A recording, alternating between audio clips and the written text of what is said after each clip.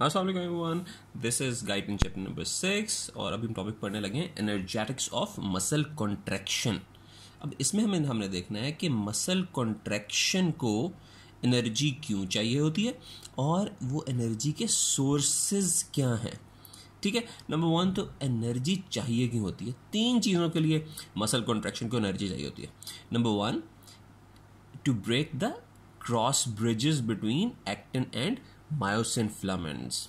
ठीक है, एक्टिन और मायोसिन फिलामेंट्स के बीच में जो क्रॉस ब्रिजेस होते हैं ना, उनको तोड़ने के लिए और वापस अपनी पोजीशन पे लाने के लिए हेड ऑफ मायोसिन को, उसमें एनर्जी चाहिए होती है। नंबर 1। नंबर 2, एनर्जी चाहिए होती है जो कैल्शियम इकट्ठा हुआ होता है मसल सेल के साइटोप्लाज्म में, उसको वापस मसल सेल के एंडोप्लाज्मिक रेटिकुलम, जिसको हम बेसिकली सार्कोप्लाज्मिक रेटिकुलम कहते हैं, वापस भेजने के लिए। जब भी कॉन्ट्रैक्शन होनी है तो सेल के अंदर ढेर सारा कैल्शियम इकट्ठा हो जाता है। सार्कोप्लाज्मिक रेटिकुलम से निकल के सार्कोप्लाज्म यानी कि साइटोप्लाज्म में ढेर सारा कैल्शियम आ जाएगा टाइम ऑफ कॉन्ट्रैक्शन। अब उसको वापस भी तो हमने पंप बैक करना है इनटू द सार्कोप्लाज्मिक रेटिकुलम, उसके लिए हमें चाहिए एनर्जी।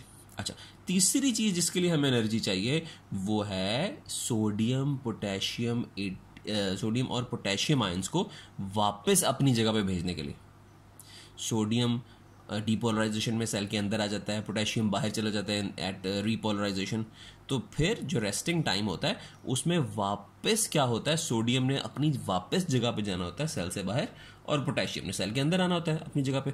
और ये कौन करता है? If you remember, sodium potassium ATPase ये काम करता है। अब सोडियम पोटेशियम एटीपीएज के नाम में ही है कि ये एटीपी यूज़ करेगा, एटीपीएज। ठीक है, तो फिर वहाँ पे भी एनर्जी लगेगी। तो इन 3 कामों में बेसिकली हमें एनर्जी रिक्वायर्ड होती है। ठीक है, अच्छा जी। अब ये जो एनर्जी है ये बेसिकली किस फॉर्म में मसल यूटिलाइज करता है? तो वो जी एनर्जी तो हमेशा एटीपी पैकेट्स की फॉर्म में यूज़ होती है। ठीक है, अब वो एटीपी होगा, एटीपी के अंदर हाई एनर्जी फॉस्फेट बॉन्ड होता है। वो हाई एनर्जी फॉस्फेट बॉन्ड टूट के अपनी एनर्जी मसल को दे देता है। अब वो हाई एनर्जी फॉस्फेट बॉन्ड टूटने के लिए हमारे पास ढेर सारे एटीपी पड़े होने चाहिए, मगर सेल के अंदर मसल सेल के अंदर कितने एटीपी स्टोर्स होते हैं? It's only 4 millimolar. ठीक है, और ये एटीपी स्टोर बहुत कम है। ये एटीपी स्टोर सिर्फ 1 to 2 सेकेंड्स तक कॉन्ट्रैक्शन करा सकते हैं ये एटीपी स्टोर्स। तो ठीक है, जब कॉन्ट्रैक्शन शुरू होगी तो एग्जिस्टिंग एटीपी स्टोर तो 1 to 2 सेकेंड्स के लिए कॉन्ट्रैक्शन करा देंगे, मगर जैसे ही वो एटीपी ख़त्म होगा तो फिर ये एटीपी स्टोर्स कहेंगे बाकी सोर्सेज को कि भाईजान मुझे ज़रा थोड़ी सी एनर्जी दे दें और मेरे एटीपी स्टोर ख़त्म हो रहे हैं। ठीक है, तो मुझे ज़रा ढेर सारे एटीपी आप ना अपनी एनर्जी लगा के मुझे बना के दे दें। तो वो सोर्सेज 3 होते हैं जो एटीपी को के स्टोर को दोबारा वापस भर देते हैं। और वो कौन से हैं? Number 1 is phosphocreatine, number 2 is glycolysis which is anaerobic metabolism, and third one is oxidative metabolism which is basically aerobic metabolism.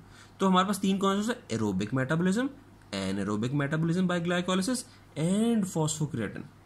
तो सबसे पहले तो एटीपी जाता है भाई फॉस्फोक्रिएटिन के पास कि भाईजान मुझे थोड़ी सी एनर्जी दे दें। अब फॉस्फोक्रिएटिन में अगर आप गौर करें तो फॉस्फोक्रिएटिन में भी एक फॉस्फो है, यानी कि फॉस्फेट है। तो फॉस्फोक्रिएटिन के पास एक हाई एनर्जी फॉस्फेट बॉन्ड होता है और वो हाई एनर्जी फॉस्फेट बॉन्ड अपना तोड़ के एटीपी का हाई एनर्जी फॉस्फेट बॉन्ड बना देता है।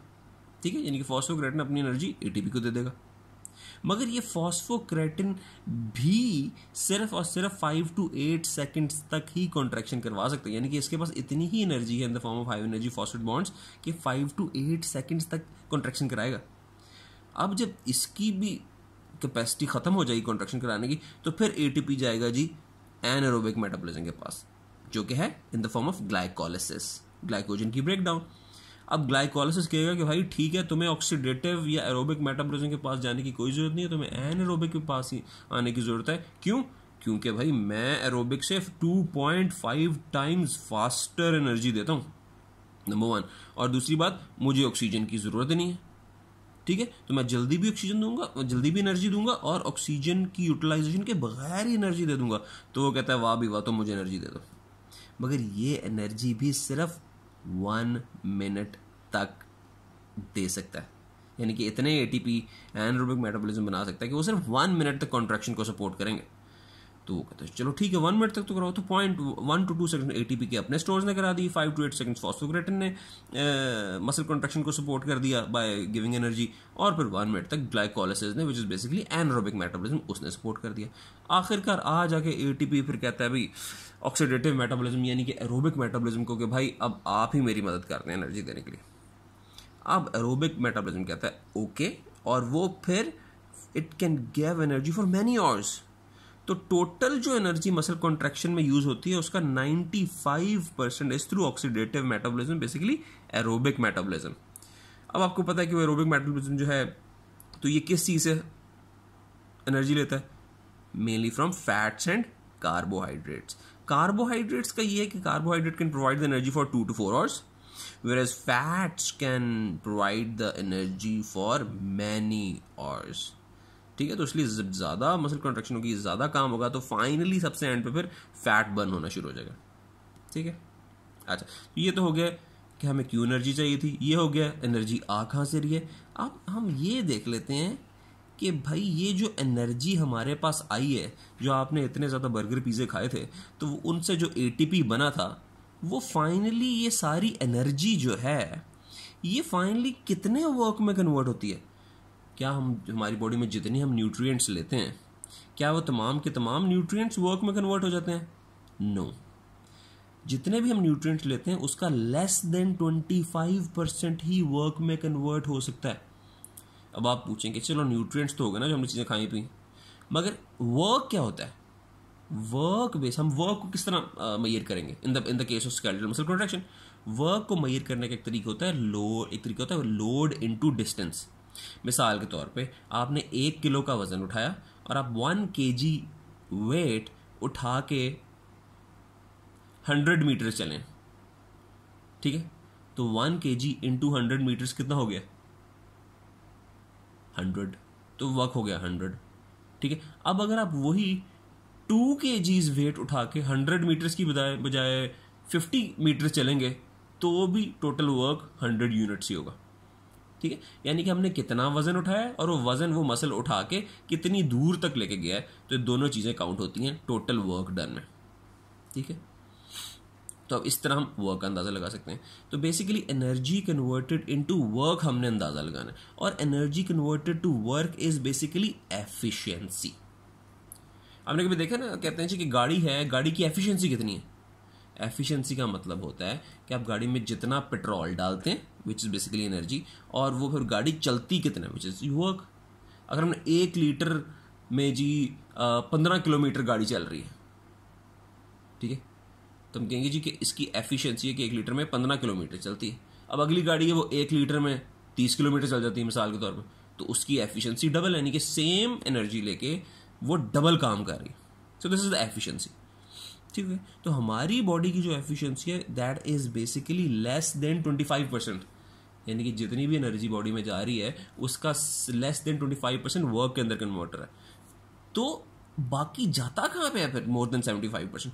होता ये है कि हमने जब भी न्यूट्रिएंट्स हम लेते हैं तो पहले एटीपी में कन्वर्ट होते हैं, क्योंकि एटीपी में कन्वर्ट हुए बगैर तो यही तो बेसिकली एटीपी ही तो बेसिकली एनर्जी पैकेट्स है ना। जब तक तो न्यूट्रिएंट्स एटीपी में कन्वर्ट होंगे, उसमें एनर्जी स्टोर करेंगे, और फिर एटीपी जो है अपने हाई एनर्जी फॉस्फेट बॉन्ड तोड़ के काम करवाएगा, ये वाला काम कराएगा और मसल काम करेगा।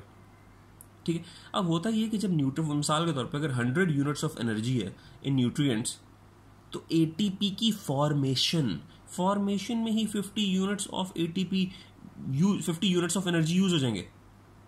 100 में से 50 तो एटीपी बनाते बनाते ही यूज हो गए हैं, और बाकी 50% यानी कि 50 units high energy phosphate bond की सूरत में एटीपी में स्टोर हो गए।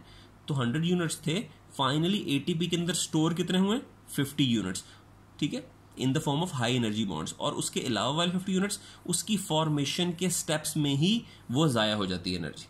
तो 100 यूनिट्स में तो 50 यूनिट्स पहुंच गए हमारे पास एटीपी के पास। अब इन 50 यूनिट्स में से कितना वर्क में कन्वर्ट होगा? तो इन 50 यूनिट्स में से आधे से भी कम, 50 का आधा क्या होता है? 25, यानी कि लेस देन 25 यूनिट्स काम में कन्वर्ट होंगे। अच्छा, तो फिर मोर देन 25 कहाँ ज़ाया हो गए? मोर देन 25 ज़ाया हो जाते हैं जिस तरह के मसल्स हैं, मसल्स की फ्रिक्शन को ख़त्म करने में, ठीक है। और फॉर इंस्टेंस ये तो वर्क के अंदर हो गया। और अगर आप काम नहीं कर रहे, आप वैसे ही बैठे हुए रेस्ट पे मसल, तो मेंटेनेंस हीट को में सारी एनर्जी ज़ाया हो जाती है। तो एट रेस्ट मेंटेनेंस हीट पे एनर्जी ज़ाया हो जाती है, और जब काम कर रहे होते हैं तो और energy is utilise to overcome the friction between muscles, ठीक है। तो उसमें मोर देन 25 यूनिट्स, यानी कि more than half of the energy of the ATP is being utilised in these two things.